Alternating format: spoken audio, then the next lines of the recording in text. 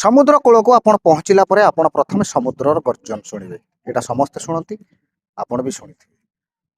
ସେ ଢେଉ ଉପର ତଳ ହେଇ ଯେତେବେଳେ ଆସି ପୁଣି କୂଳରେ ଲାଗେ, ବେଳାଭୂମିରେ ଲାଗେ, ସେତେବେଳେ ସେ ଢେଉର ତୀବ୍ରତା ବା ପ୍ରଖରତା ବହୁତ ଅଧିକା ଥାଏ।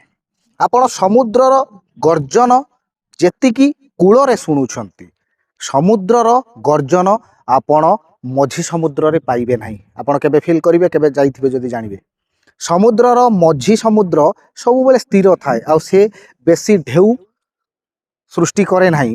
ଢେଉ ତ କୂଳ ପାଖରେ ହିଁ ସୃଷ୍ଟି ହୁଏ। ସେଠି ପବନର ବେଗରେ ସମୁଦ୍ର ଖାଲି ଏମିତି ଚହଲୁ ଥାଏ ସତ, ହେଲେ ଜୋର ଆସି ଆବାଜ କରେ ନାହିଁ କିମ୍ବା ଜୋର ପିଟି ହୁଏ ନାହିଁ। ଠିକ୍ ସେମିତି ମଣିଷ ଜୀବନକର ହୁଏ ଆଜ୍ଞା। ଯେଉଁ ମଣିଷର ଜ୍ଞାନ ଯେତେ ଗଭୀର ସେ ସେତେ ନୀରବ ଥାଏ, ବକ ବକ ବକ ବକ ହୁଏ ନାହିଁ। ଆଉ ଯେଉଁ ମଣିଷମାନଙ୍କର ଜ୍ଞାନ ଯେତେ କମ୍ ସେମାନେ ସେତେ ବକ ବକ ହୁଅନ୍ତି। ସେମାନେ କୂଳ କିନାରାରେ ଆସି ପିଟି ହୁଅନ୍ତି, ଅନ୍ୟ ଲୋକମାନଙ୍କର କ୍ଷତି କରନ୍ତି, ଅନ୍ୟ ଲୋକମାନଙ୍କୁ ଦେଖେଇ ହୁଅନ୍ତି ଆମର ଏତିକି ଜ୍ଞାନ, କାହିଁକିନା ଆବାଜ ସେତିକି ଜୋରରେ ସେମାନେ କରନ୍ତି। ଏଇ ତ ଜୀବନର କଥା।